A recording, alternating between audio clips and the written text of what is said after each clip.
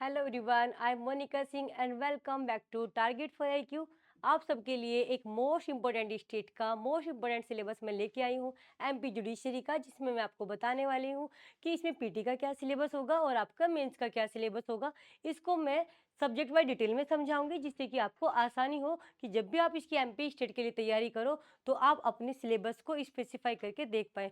क्योंकि जब भी कभी आप किसी भी स्टेट के एग्ज़ाम की तैयारी कर रहे हो तो सबसे पहले मेन चीज़ होती है, उस एग्ज़ाम को देने से पहले आपको उसका पूरा सिलेबस पता होना चाहिए। सिलेबस कौन कितने मार्क्स का आ रहा है सब्जेक्ट, ये आपको बहुत अच्छे से पता होना चाहिए। तो कभी भी आप किसी भी एग्ज़ाम की तैयारी करो तो आपको एक बात ध्यान रखनी है कि हमेशा उसका सिलेबस आपको पता होना चाहिए, और ये एक चीज़ और देखनी है कि कौन सा सब्जेक्ट कितने नंबर का आ रहा है, कौन सा पीटी में भी आ रहा है और कौन सा मेंस में आ रहा है। वो क्यों? वो इसलिए क्योंकि इससे क्या होता है ना, इससे आपका पता चल जाता है कि कौन से पोर्शन को आपको कितना वेटेज देना है या किस चीज़ को कितना पढ़ना है। ये चीज़ का ध्यान देखना है, ठीक है? तो चलिए मैं डिस्कस करूँगी आपका मेन पॉइंट, क्या आपके एमपी जुडिशरी के एग्जाम का सिलेबस, जो मैं आपको पीटी और मेंस दोनों का बताने वाली हूँ। ओके, तो एमपी का देखेंगे यहाँ पर। सबसे पहले देखेंगे पीटी में क्या क्या चीज़ें आती हैं, वो मैं बताती हूँ आप लोगों को। यहाँ पे देखिएगा, फर्स्ट है आपका क्या, प्री का सिलेबस बताई हूँ। 150 क्वेश्चंस आते हैं यहाँ पर। एक क्वेश्चन एक नंबर का होता है वहाँ पे। तो ओके, 150 मार्क्स का ओवर 150 ही क्वेश्चंस होते हैं, 2 आवर्स का ड्यूरेशन होता है, ये हमें पता ही है। ओके, तो देखेंगे यहाँ पर सबसे पहले मेन पोर्शन आपको पता ही है, हमारा कॉन्स्टिट्यूशन हर एग्जाम में आता है, बट लेकिन वेटेज देखेंगे। इसमें मैंने एक क्वेश्चन ना, ये अप्रोक्सीमेट है कि आगे पीछे हो जाते हैं, बट हाँ, इस तरीके से हम उसको क्या कर सकते हैं, एक क्लासिफाइड कर सकते हैं। ये कुछ इस तरीके के क्वेश्चन है, कभी ज़्यादा कभी कम भी हो जाते हैं, बट हाँ, आपको पता होना चाहिए कि इसमें एग्जाम में इस तरीके का वेटेज इसका आता है। ओके, कॉन्स्टिट्यूशन हो गया 5 मार्क्स का, सीपीसी हो गया, टीपी हो गया एंड हमारा कॉन्ट्रैक्ट हो गया। ओके, ये वो सब्जेक्ट्स है जो हर जगह आते हैं, इसलिए आपको बहुत अच्छे से इसको पढ़ने चाहिए। और ये कितने क्वेश्चन आते हैं, कितने मार्क्स से आते हैं, ये एक तरीके का मैंने ओवरव्यू दे दिया है। 5 का कॉन्स्टिट्यूशन, सीपीसी 20 मार्क्स आपका। सीपीसी हर एग्जाम के लिए इंपॉर्टेंट होती है, ये आपको बहुत अच्छे से कमांड करना है आपको इस पे, कॉन्स्टिट्यूशन एंड सीपीसी दोनों।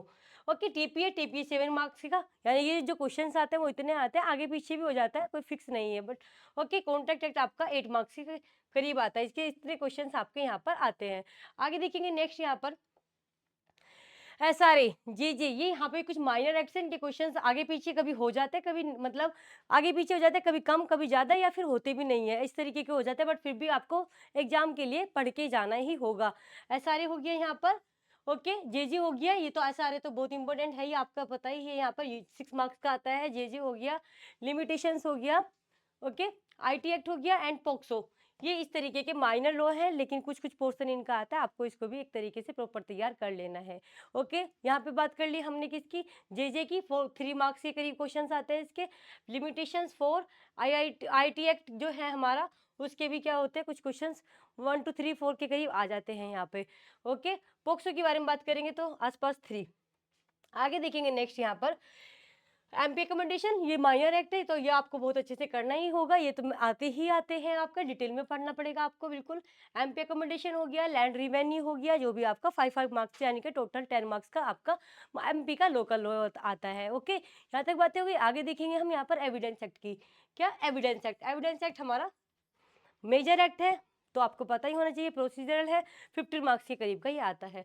आईपीसी 15, सीआरपीसी 15, जो हमारे मेजर एक्ट है, ये आपके क्या आते हैं, ज़्यादा से ज़्यादा नंबर के आते हैं, टोटल 15 के आसपास के क्वेश्चन यहाँ पर बनते हैं, आईपीसी सीआरपीसी। ओके, 15 नेक्स्ट देखेंगे यहाँ पर आपका आगे आएगा एनआई एक्ट। एनआई एक्ट का भी आपका आसपास के कितने नंबर आते हैं, 5। एंड उसके बाद हमारा दूसरा पोर्शन चलता है जो फिक्स है। ये फर्स्ट पोर्शन मैंने लॉ का पढ़ा दिया आपको, जो इसमें आसपास आगे पीछे क्वेश्चंस होते रहते हैं, लॉ का पढ़ा दिया। अब जो most important portion and decided factor है, क्योंकि ये आपका सिलेक्शन करवा भी सकता है, रुकवा भी सकता है, ये पोर्स, क्योंकि लॉ तो सब बच्चे पढ़ के जाते हैं, सबको बहुत अच्छे से पता होता है उस चीज़ के बारे में, लेकिन क्या बात है आपका, इसमें जो है ना, ये पोर्शन, जो 3 पोर्शन मैं बताने वाली हूँ ना, ये आपको बहुत ज़्यादा डिसाइडेड फैक्टर होंगे। तो जो भी एमपी की तैयारी करें, उनको स्पेसिफाई करके इसकी तैयारी करनी है, साथ साथ में करनी है। जब आप लॉ पढ़ें तो आप ये इसका भी सिलेबस ध्यान रखेंगे, ये तीनों चीज़ें भी करेंगे। 30 मार्क्स का बैठता है ये आपका, तो इस पर भी आपकी कमांड होनी चाहिए जरूर। आगे देखेंगे यहाँ पर general knowledge 10 marks, computer and English 30, total 30। Okay, ये आपको क्या करना है, तैयार करते रहना है साथ के साथ में। जब आप लॉ की तैयारी करेंगे तो इसकी भी साथ साथ में करते रहेंगे, जिससे कि आपकी इसकी एग्जाम के टाइम तक अच्छी सी कमांड बन जाए। ओके, बातें क्लियर हो गई। आगे देखेंगे नेक्स्ट यहाँ पर। नेक्स्ट है हमारा, ये मैंने आपको बताया अभी सिर्फ पीटी का ड्यूरेशन 2 आवर्स बता दिया, आपको पता ही है यहाँ पर। अब मैं बताने वाली हूँ थोड़ा मेन एग्जाम के बारे में। मेन एग्जाम के बारे में समझते हैं थोड़ा सा, बहुत कम टाइम में मैं आपको ज़्यादा से ज़्यादा चीज़ें समझाने की कोशिश करूँगी। मेंस जो होता है डिस्क्रिप्टिव होता है, आप लोगों को पता है 4 पेपर होते हैं, तो कितने मार्क्स का हो जाएगा, 400 मार्क्स का हो जाएगा। जो एक पेपर होगा, ईच पेपर 100 मार्क्स का होता है, टोटल आपका 400 मार्क्स का हो जाएगा। ओके, ड्यूरेशन कितनी होती है, तो एक पेपर के लिए 3 घंटे का टाइम होता है। ओके, और राइटिंग में डिस्क्रिप्टिव होगा, ये मैंने आपको बता ही दिया। डिस्क्रिप्टिव मार्क्स 400, 100 ईच पेपर्स के लिए हो जाएगा। ड्यूरेशन 3 आवर्स बता दिया मैंने ईच पेपर के लिए। ओके, एंड 4 पेपर होते हैं, ये बात करेंगे। अब मैं आपको क्या बताने वाली हूँ, 4 पेपर। 4 पेपर में क्या क्या चीजें आएंगी वो एक एक करके बताने वाली हूँ। मतलब एक पेपर में कौन कौन से सब्जेक्ट्स आते हैं उस पे मैं आपको फोकस करती हूँ, जिससे कि आपको चीजें और ज्यादा क्लियर हो पाए। देखेंगे यहाँ पर नेक्स्ट, पहला पेपर आता है आपका कॉन्स्टिट्यूशन ऑफ इंडिया। किसका, कॉन्स्टिट्यूशन ऑफ इंडिया, जिसमें कि हम सारी चीजें देखेंगे। Constitution law, civil law and आपका प्रोसीजर लॉ, यहाँ पर आ जाएंगे constitution, civil law and procedure. सबसे पहले constitution, CPC, TPA, contract, SRA and limitation. ये सारे के सारे आपका जो 6 सब्जेक्ट हैं, ये हमारे फर्स्ट पेपर में आते हैं। इनको मिला करके आपका पूरा पेपर जो होगा वो 100 मार्क्स का होगा। कितने का होगा, 100 मार्क्स का होगा। ओके, यहाँ तक बातें हो गई। नेक्स्ट देखेंगे सेकंड पेपर के बारे में। फर्स्ट पेपर आपको पता चल गया ना कि क्या क्या आएंगे इसमें। कॉन्स्टिट्यूशन, सिविल एंड प्रोसीजर है, तो इसमें आपको constitution, CPC, TPA, SRA, contract and limitation, ये मिला करके आपका 100 मार्क्स का एक पूरा पेपर हो जाएगा। ओके, आगे डिस्कस करेंगे। नेक्स्ट है आपका सेकेंड पेपर। सेकंड पेपर किस चीज़ का है, यहाँ पर अगर बात करते हैं तो आर्टिकल राइटिंग्स एंड समराइजेशन जो होता है हमारा, उसमें आता है। यहाँ पे जो राइटिंग होती है ना, 2 चीज़ पर होती है, एक सोशल इशू को लेकर के, एक लीगल इशू को लेकर के। सोशल इशू हो या लीगल इशू हो, दोनों ही 20-20 मार्क्स के आते हैं। ओके, ट्रांसलेशन होती है, ट्रांसलेशन इंग्लिश से हिंदी, यानी इंग्लिश टू हिंदी और हिंदी टू इंग्लिश होती है, जो भी आपके कितने मार्क्स का होता है, 20-20 मार्क्स का होता है। ओके, एक होता है समरी राइटिंग, जिसमें हमें समराइज करके लिखना होता है, वो भी हमारे 20 मार्क्स का होता है। ठीक है, तो इस तरीके से हमारा जो सेकंड पेपर है उसको क्लासिफाइड किया गया है हमने। ओके, राइटिंग सोशल इशू पर, लीगल इशू पर, एक तरीके से समरी राइटिंग करने के लिए। ट्रांसलेशन दोनों हो सकती है, इंग्लिश से हिंदी और हिंदी से इंग्लिश और इंग्लिश से हिंदी, दोनों तरह की जो भी आपका 40-40 मार्क्स की होगी, वो 20-20 मार्क्स यानी टोटल 40 की होगी। ओके, आगे देखेंगे नेक्स्ट यहाँ पर।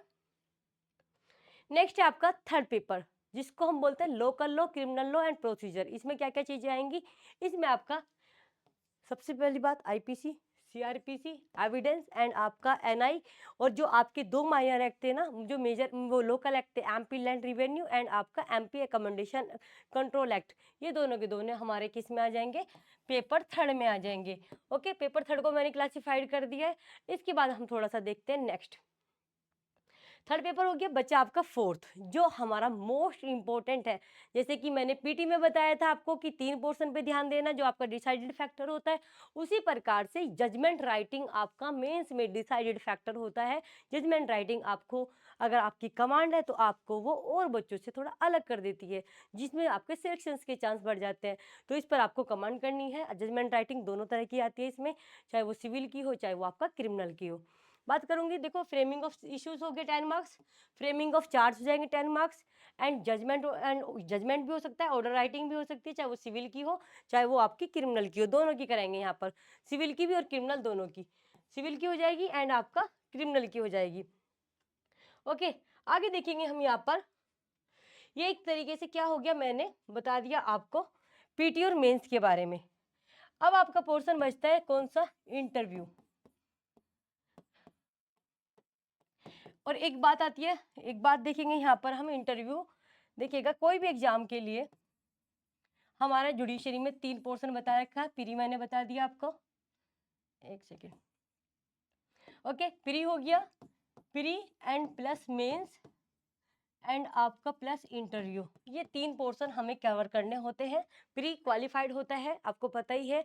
मेंस और इंटरव्यू से मिला करके आपकी क्या बनती है, मेरिट बनती है।